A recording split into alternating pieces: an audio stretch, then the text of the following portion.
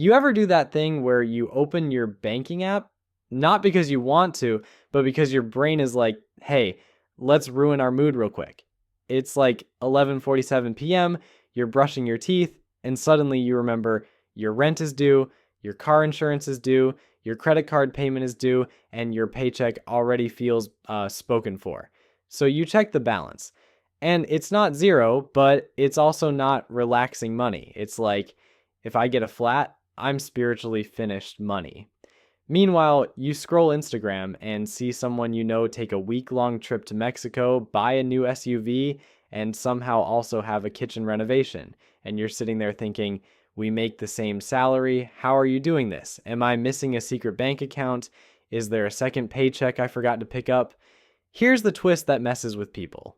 Two people can make the exact same 60K salary, and one ends up feeling rich, calm, and in control, while the other feels broke, stressed, and trapped.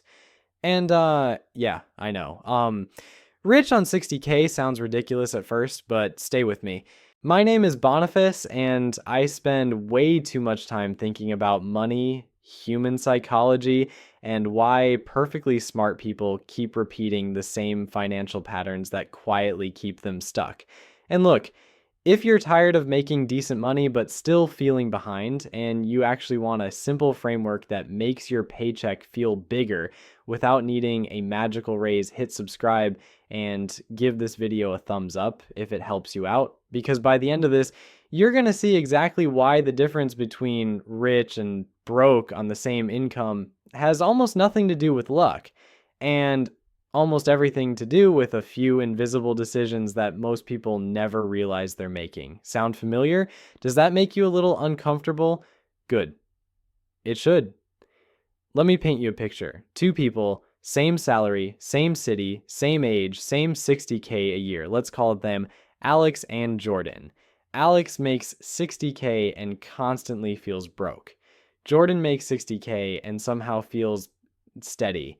Not private jet steady, but I can handle life without panicking steady. I sleep fine steady. My car can make a weird noise and I don't spiral steady. And the crazy part is, if you looked from the outside, you might assume Alex is doing better. Alex has the nicer car, the newer phone too, the weekend trips, the upgraded apartment, the little treats, the vibe. Jordan looks kind of boring. Same phone for years, older car, says no to stuff, brings lunch sometimes like a weirdo. But Jordan is the one building actual wealth. So what's going on? Here's the thing. Most people get completely wrong. Income is not what makes you rich. It's what happens after income hits your account. Because the moment money arrives, it immediately gets assigned a job. Rent, car, debt, subscriptions, food, convenience. I deserve it. It was on sale. It's only $9.99. It's just this one time. And if your money is already fully booked the second it shows up, then it doesn't matter if you make 60K, 80K, or 120K. You're just running on a treadmill that goes slightly faster.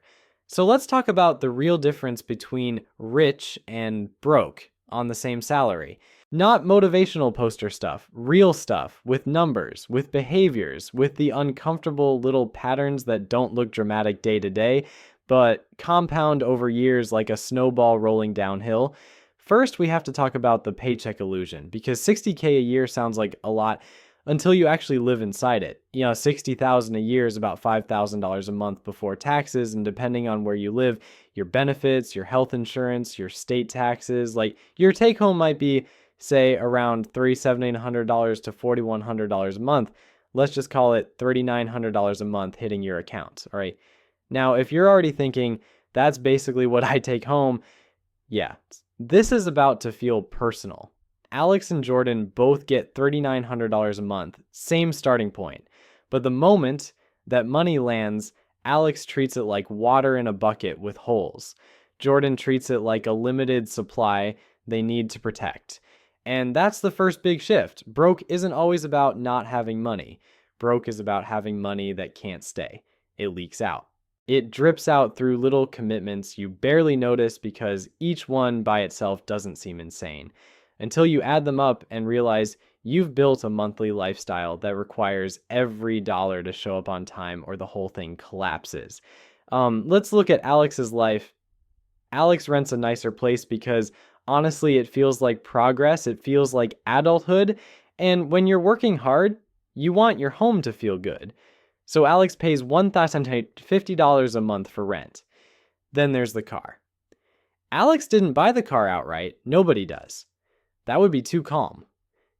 Alex has a $640 car payment, plus $180 for insurance because it's newer, plus gas, plus random maintenance that somehow always happens at the worst time. Then there's the phone, new plan, maybe the watch too. That's another $120 a month. Then subscriptions, streaming, music, gym membership that Alex uses 3 times a month but keeps because I'm going to get serious soon. That's $85 here, $14 there, $19 there. Let's call it $120 total.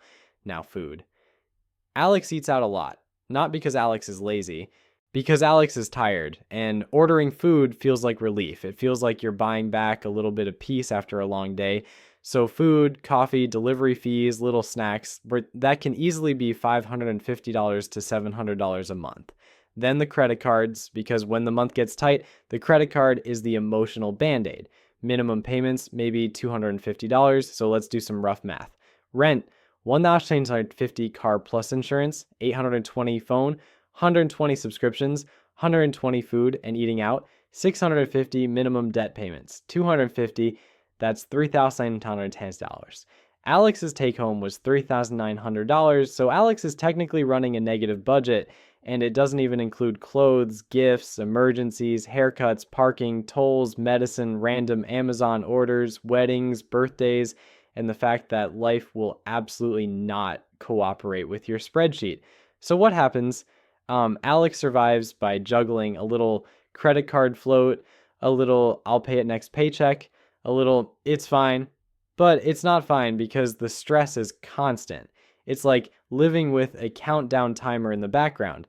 Now look at Jordan. Jordan also wants a nice place. Jordan also likes comfort. Jordan is not a monk, but Jordan understands one brutal truth. The fastest way to feel broke forever is to lock your income into fixed monthly payments. Jordan keeps housing reasonable, maybe roommates, maybe a smaller place, maybe a less trendy area. Jordan pays $350. Jordan drives a used, reliable car, not a project car, not a this will be fun. A boring car, the kind of car that makes you yawn. Car payment, $280. Insurance, $120. Phone, $60. Jordan's phone is older, the battery is a little questionable, but it works. Subscriptions, trimmed down, 1 or 2. $40. Food, Jordan still eats out, just not constantly. Jordan has a few default cheap meals. Jordan doesn't let every tired day turn into a $38 delivery order. Food and eating out, $420. Debt payments, Jordan has less debt. Maybe just a student loan or a small balance, $100. Now Jordan's math. Rent, $1,350. Car plus insurance, 400 phone, 60 subscriptions, 40 food, 420 debt, 100. That's $2,370. Same $3,900 income. Jordan has about $1,000 to $30 of breathing room. And this is the part that might surprise you. Jordan doesn't feel rich because Jordan is saving $1 billion. Jordan feels rich because Jordan has margin. Margin is what buys you peace. Margin is what buys you choices. Margin is what turns life from one unexpected bill away from panic into annoying but manageable. So, the first difference between rich and broke on the same salary is fixed costs, rent and car. These two decisions quietly decide your entire financial future, because once you commit to them, you're not budgeting anymore. You're just obeying. Your paycheck becomes a courier delivering money to other people, landlord, car lender, insurance company, and then you're sitting there trying to budget harder like it's a discipline problem. It's not. It's a structure problem. Here's the kicker. People will spend 3 hours hunting for the best deal on a $300 TV and then casually sign up for a $700 car payment like they're clicking accept on a terms and conditions page, which honestly is kind of insane when you think about it. And if you want a practical takeaway here, it's simple, not easy. Lower your biggest bills first. If your rent and car are high, no amount of skipping lattes is going to save you. It's like trying to empty a sinking boat with a spoon. So the action step is do a fixed cost audit. Look at your rent, car, insurance, phone, and debt payments. Ask one uncomfortable question. If I lost my job, how long could I survive before I start panicking? If the answer is like 12 days, your fixed costs are too high for your income. And downsizing sucks. But you know what sucks more? Working for 10 years and having nothing to show for it. Now, once fixed costs are under control, the next big difference shows up: debt. Because debt is not just a payment. Debt is a tax on your future, and it's not even a fair tax. It's one of those taxes where the more stressed you are, the more you pay. Alex has credit card debt, and credit card interest is basically the financial version of a treadmill that speeds up when you get tired. Let's say Alex carries $6,000 on a card at 24% interest. Not crazy. Pretty normal. If Alex pays $250 a month, a chunk of that is interest, and the balance takes forever to go away. Meanwhile, Jordan avoids high-interest debt like it's sketchy gas station sushi. Jordan might have some student loans, but Jordan doesn't revolve credit card balances because Jordan understands something simple. You cannot build wealth while paying 20 to 30% interest. It's like trying to roll a snowball uphill. You're pushing and pushing, and gravity is like, cute effort anyway. And this is where most people mess it up completely. They treat debt like a normal part of life. They normalize it to the point where it feels inevitable. I'll always have a payment. Everyone has a car payment. It's fine. I deserve nice things. Look, you can deserve nice things and still be broke. Deserving isn't a financial strategy, and the action step here is not never use credit cards. Credit cards are fine if you pay them off. The action step is if you have high interest debt, that's your emergency, not the thing you get to after you buy the new couch. That is the fire. So you do two things at the same time. You build a tiny starter emergency fund, like $1,000, so every little surprise doesn't go on the card. And then you attack the debt aggressively. Pick one card, focus on it, pay minimums on everything else, throw extra at the highest interest one, or the smallest balance for momentum if that's what you need psychologically. Because honestly, behavior matters more than math if the best math plan makes you quit. And I've seen people do this over and over. They get a raise, they keep the same debt, they add more payments, and suddenly they're making more money but feel even more trapped. Debt isn't just expensive, debt is exhausting. Now here's where the rich on 60K thing gets real. The next difference is saving, but not the way people think. And most people think saving is what you do if there's money left at the end of the month. Jordan treats saving like a bill. Alex treats saving like a wish. Alex says, I'll save when I'm making more. Jordan says, I'm saving because I'm making what I'm making. And that mindset shift is everything, because if you wait for the perfect income to start saving, you're basically waiting for life to become easy. And life does not become easy, it just changes outfits. Jordan automates savings, like the money leaves the checking account before Jordan can emotionally spend it. Because willpower is not a reliable financial plan. Like, willpower is what you have at 9 a.m., at 9 p.m., yet willpower is on the couch eating chips. So Jordan sets up something simple. Maybe 10% goes straight to a retirement account through work. If there's a match, Jordan takes it because that's literally free money. And then Jordan sets an automatic transfer of, say, $300 a month into a high-yield savings account. So Jordan is saving maybe $600 to $900 a month total between retirement and cash savings on a $3,900 take-home. That might sound aggressive, but remember, Jordan built margin by not locking everything into fixed costs. Alex can't save because there's no margin, so Alex feels like saving is impossible, and I get it. When the month is tight, saving feels like punishment. But here's something that might surprise you. Saving doesn't just build money. Saving builds identity. When you start saving consistently, even small amounts, you stop feeling like a person who's constantly reacting to life. You start feeling like someone who's preparing. That's powerful. And it changes your behavior in other areas too. You become less likely to impulse buy because you don't want to break the streak. You become less likely to finance nonsense because you've tasted what peace feels like. Action step: start with a percentage, not a perfect number. If you can do 1%, do 1%. If you can do 5%, do 5%. But automate it. Make it invisible. Make it boring. Because boring is what works. Now let's talk about investing, because this is where the gap between rich and broke becomes a canyon over time. Alex saves sometimes. Maybe. But it sits in checking. Or it gets spent. Or it goes into a random stock because someone on the internet said it's going to the moon. Jordan invests steadily. Not because Jordan is a genius, because Jordan respects time. Compounding is basically the snowball rolling downhill, but you have to start the snowball, and you have to not stop it every time you get bored. Let's use simple numbers. If Jordan invests $500 a month and earns an average of, say, 7% a year over time, which is a reasonable long-term market assumption, after 10 years, Jordan has put in $60,000, but the account is bigger than that because it grew. After 20 years, Jordan has put in $120,000, but the account can be well over $250,000. After 30 years, it can be over $600,000. That's not hype. That's just time plus consistency.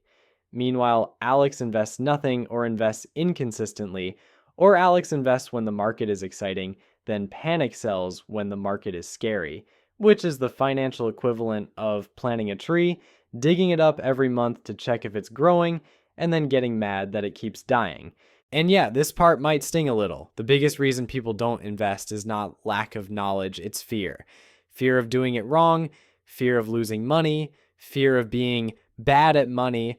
But the real danger isn't that you invest and the market goes down for a while. The real danger is you don't invest and inflation quietly eats your future.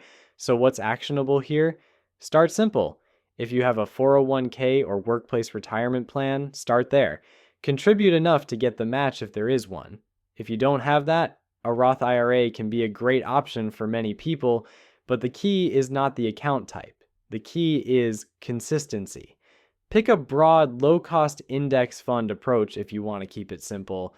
Don't try to outsmart Wall Street on your lunch break, and automate it, because your emotions are not qualified to manage your investments. Now, there's another difference nobody likes talking about, but it's huge. Spending is emotional, and broke behavior is often emotional spending disguised as normal life. Alex spends to cope. After a stressful day, Alex wants relief. So Alex buys relief, food delivery, online shopping, upgrades, little treats.